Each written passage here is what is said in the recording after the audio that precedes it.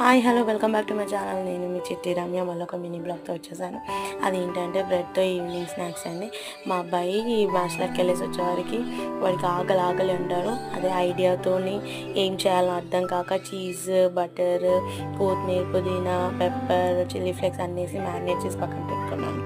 అలానే శనగపిండి కూడా సేమ్ మన బజ్జీల తీరుగా అది మ్యారినేట్ చేసి పక్కన పెట్టుకున్నాను. బ్రెడ్లో చీజ్ అంతా స్టఫింగ్ పెట్టేసి ఆ బ్రెడ్కి కూడా పైన స్టఫింగ్ చేసేసి దాంట్లో శనగపిండిలో డిప్ చేసి డీప్ ఫ్రై చేసుకోవడమే, అంతే.